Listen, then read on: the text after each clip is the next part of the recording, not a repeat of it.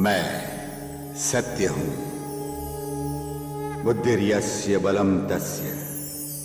जो बुद्धिमान है वही बलशाली है। सत्य का आधार लेकर बुद्धि बल से व्यक्ति वो लड़ाई भी जीत सकता है जो सामर्थ्य से नहीं जीती जा सकती। सत्य का आश्रय जिसने भी प्राप्त कर लिया वो जीवन की जटिल उपलब्धियों को भी सहज ही प्राप्त कर लेता है। मैं सत्य हूं। दुर्गा रूप में पार्वती परशुराम को प्रताड़ित कर दंड देने को तत्पर होती है। तभी वामन रूप में भगवान विष्णु वहां प्रकट होकर माता को दंड देने से रोकते हैं। वामन देव माता से श्री गणेश व कार्तिकेय के समान ही परशुराम से भी पुत्रवत व्यवहार करने का आग्रह करते हैं और गणेश जी को एक दंत नाम से विभूषित करते हैं। वामन देव परशुराम को भी उनके व्यवहार के लिए लज्जित करते हैं। लज्जित परशुराम माता को शांत करने हेतु स्तुति गान करते हैं। माता परशुराम से प्रसन्न होकर उन्हें क्षमादान देती है।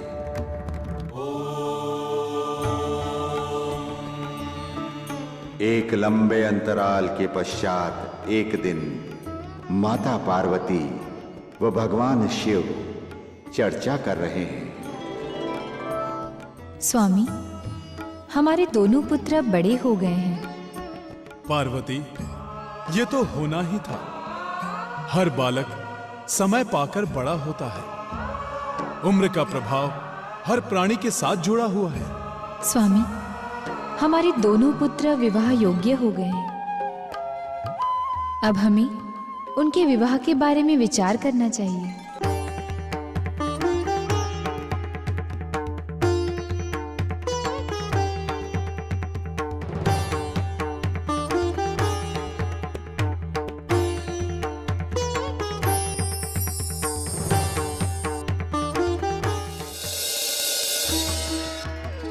प्रणाम। आज मैं ये क्या देख रहा हूं? सदा आत्म समाधि में लीन रहने वाले पिताश्री और कैलाश धाम की व्यवस्था में व्यस्त रहने वाली माताश्री में आज क्या चर्चा हो रही है?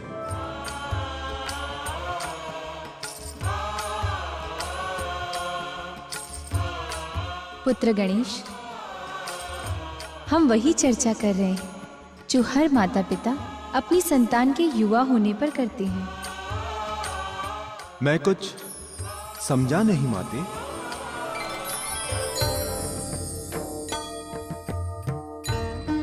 वत्स गणेश, तुम्हारी माताश्री तुम दोनों भाइयों के विवाह की चिंता कर रही हैं। वो शीघ्र ही तुम्हारा और कार्तिकेय का विवाह कर देना चाहती हैं। हे माताश्री, हे पिताश्री, आप मेरी ओर से चिंता मत करिए। अर्थात? माते, जिस कारण से मेरे माता पिता चिंता में पड़े हैं मैं वो कारण ही समाप्त कर देता हूं। पुत्र गणेश, ये तुम क्या कह रहे हो? पिताश्री, मैंने ये निर्णय कर लिया है कि मैं विवाह नहीं करूंगा। वैसे भी विवाह संसार बांधन की सबसे शक्तिशाली डोर है जिससे बंधा हुआ मनुष्य आजीवन चैन की सांस नहीं ले सकता। पुत्र गणेश, तुम्हारा कथन भावुकता और अल्प ज्ञान पर आधारित है। तुम्हारे पिताश्री सहित ब्रह्मा जी और विष्णु जी तीनों जगत के आधार देव पत्नी सहित हैं। अर्थात नारी ही पुरुष की शक्ति होती है और शक्ति के बिना पुरुष अधूरा है। नारी के सहयोग से ही संसार यात्रा सरल और सहज हो पाती है। और फिर बिना विवाह के पितृऋण से मुक्त नहीं हुआ जा सकता। माते, आप कुछ भी कहें, मैंने दृढ़ निश्चय कर लिया है। मैं विवाह नहीं करूंगा।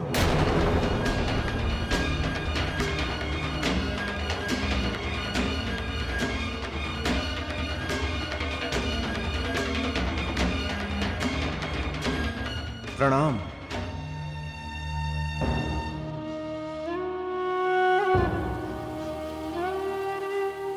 स्वामी, देखा आपने गणेश ने क्या कहा? मेरी तो समझ में नहीं आ रहा कि हमारे दोनों पुत्रों का घर कैसे बसेगा। प्रिय, धैर्य रखो, समय अपनी व्यवस्था स्वयं करता है। देख लेना, तुम्हारा पुत्र गणेश शीघ्र ही विवाह के लिए मान जाएगा।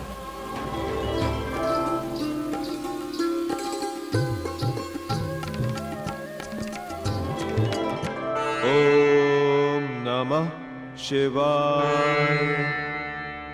ओम नमः शिवाय। ओम नमः शिवाय।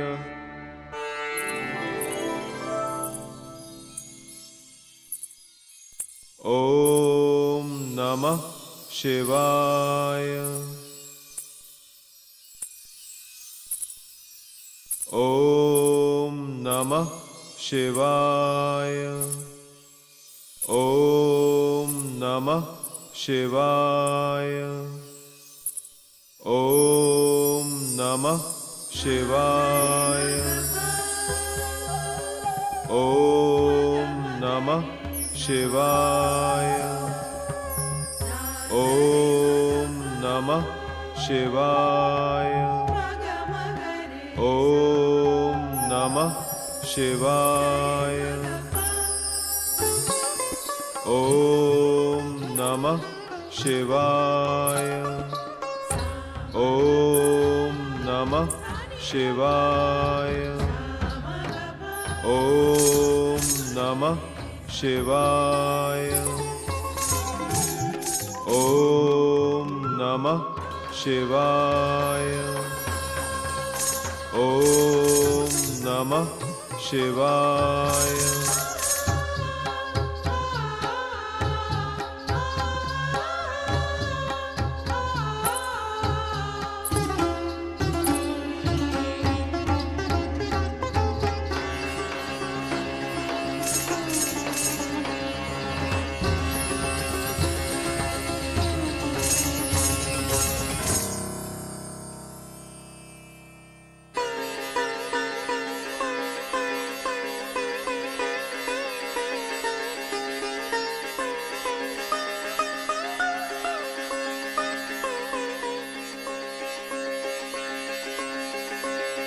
देवी, तुम कौन हो और यहां क्यों आई हो?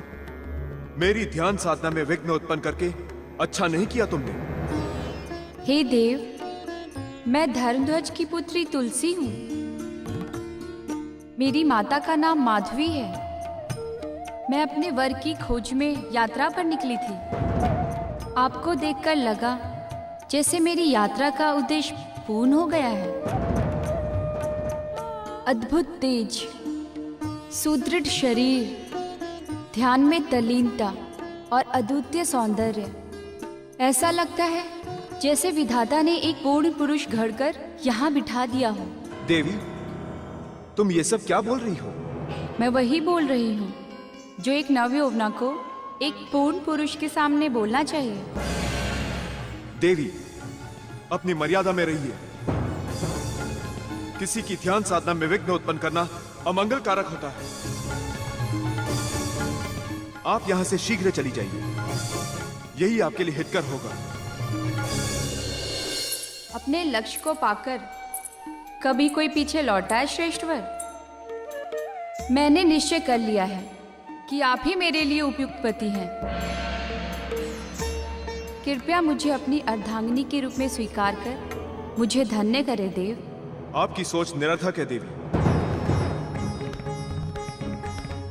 प्रथम तो मैंने विवाह न करने का निश्चय कर रखा है। दूसरे, मैं ये भली प्रकार जानता हूं कि विवाह करना जितना सरल है उतना ही कठिन है वैवाहिक जीवन का निर्वाह करना। अपने माता पिता की सेवा और आत्म साधना के अतिरिक्त मेरा कोई ध्येय नहीं है।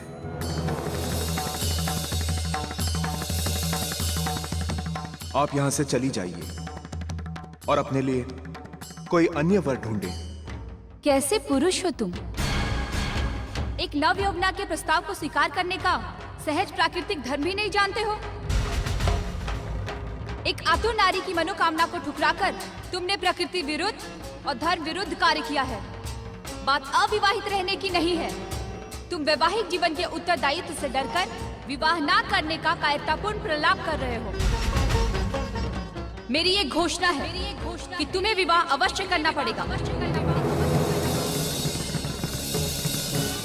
और स्मरण रहे, मेरा यह वचन कभी मिथ्या नहीं होगा।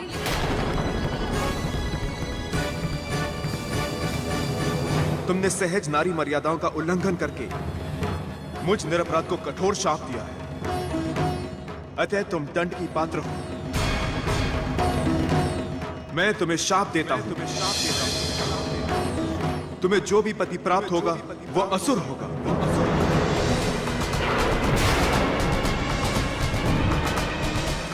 कालांतर में तुम्हें वृक्ष बनना पड़ेगा,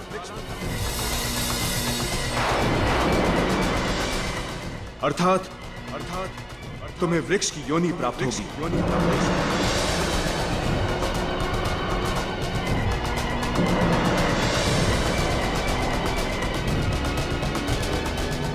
हे देव, मुझसे अपराध हो गया है।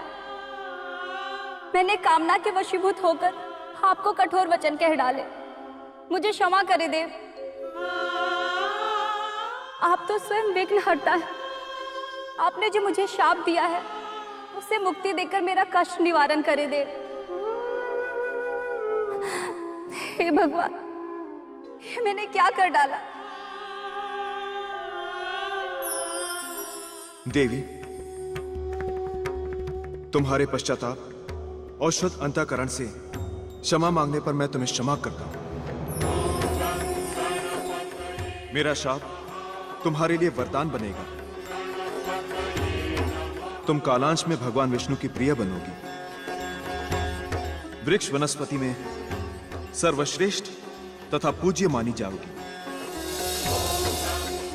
श्री हरि की पूजा तुम्हारे बिना पूर्ण नहीं मानी जाएगी। पृथ्वी लोक में तुम मनुष्य के तन, मन और आत्मा को पवित्र करोगे। और हां, तुमसे जो मेरे प्रति बड़ा अपराध हुआ है, इसीलिए सदैव तुम मुझसे त्याज्य रहोगी।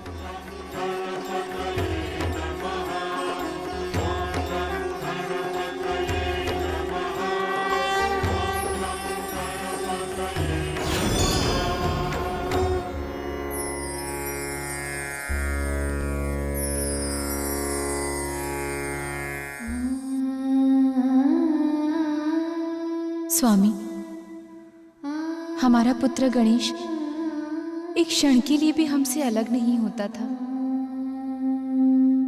किंतु आज 2 दिन बीत चुके हैं और वो हमसे मिला तक नहीं। कहीं ऐसा तो नहीं कि वो विवाह की बात को लेकर हमसे रुष्ट है? पार्वती, चिंता मत करो। भावुकता अधिक समय तक व्यक्ति को प्रभावित नहीं रख सकती।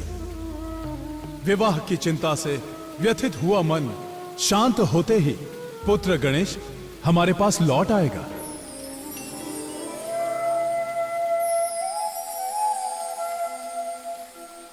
हे पिताश्री, हे माताश्री, ऐसी क्या बात हो गई है भ्राताश्री से? कुछ मुझे भी तो बताइए।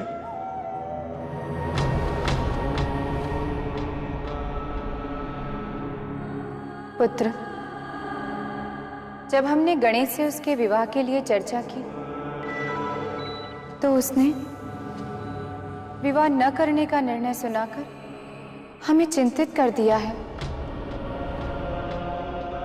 पार्वती के बहुत समझाने पर भी गणेश अपने निश्चय पर अटल रहा। संभवतः हमारे निर्णय को स्वीकार न करने से उसका मन खिन्न हुआ होगा और कुछ समय के लिए वो हमसे दूर चला गया। हे पिताश्री, हे माताश्री, आप चिंता ना करें। मैं शीघ्र ही भ्राताश्री को मनाकर आपके सम्मुख प्रस्तुत करूंगा। मुझे आशीर्वाद दीजिए। तुम्हारा कल्याण हो वत्स। वत्स।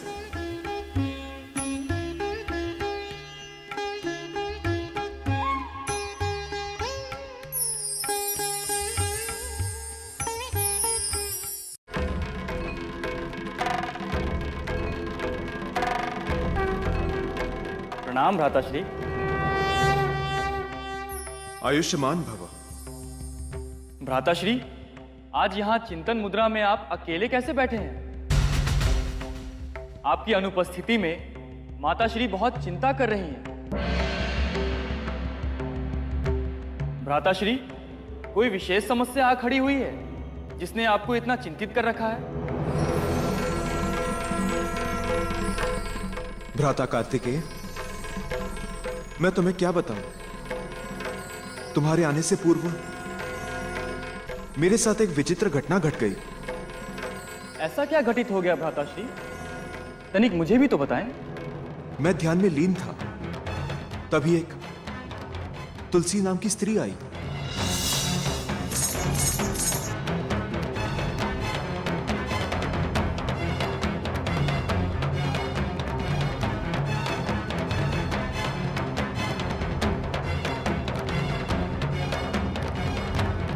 मेरी ये घोषणा है कि तुम्हें विवाह अवश्य करना पड़ेगा और स्मरण रहे, मेरा यह वचन कभी मिथ्या नहीं होगा। भ्राताश्री, जो कुछ भी हुआ वो अच्छा नहीं हुआ। स्त्री और पुरुष के बीच प्रकृति ने अज्ञात किंतु विशिष्ट आकर्षण संबंध बना रखा है। यद्यपि कोई भी स्त्री स्वयं अपनी ओर से संबंध बनाने के लिए आगे नहीं आती, लेकिन यदि ऐसी स्थिति बन जाए तो नीति के अनुसार उस स्त्री की मनोकामना को पूर्ण करना ही पुरुष का नैतिक कर्तव्य बन जाता है। कार्तिकेय, तुम्हारा तात्पर्य यह है कि मैं तुलसी से विवाह कर लेता? भ्राताश्री, मैं विवाह के लिए नहीं कह रहा। मेरी दृष्टि में तुलसी के मन को जो आपने ठेस पहुंचाई है वो उचित नहीं है। तुम्हारा कथन उचित हो सकता है कार्तिकेय, किंतु तुलसी ने तो अपनी स्त्री मर्यादा का उल्लंघन ही कर दिया। जिस प्रकार यह दृश्य प्रकृति अपने मौन और मर्यादा में रहती है, उसी प्रकार यह आवश्यक है कि नारी अपने स्त्री सुलभ शील संकोच की रक्षा करें। इसी में उसका हित सुरक्षित है। शील की मर्यादा में रहना ही नारी का रक्षा कवच है, और जो नारी इसका उल्लंघन करती है वो नारी दुर्घटना में जकड़ जाती है। भ्राताश्री, अब हमें इस विषय पर अधिक तर्क वितर्क न करते हुए स्थिति का विचार करना चाहिए। आपसे मेरी प्रार्थना है कि जो कुछ हुआ उसे विधि का विधान मानकर भूल जाइए और शीघ्र ही मेरे साथ माताश्री और पिताश्री के पास चलिए।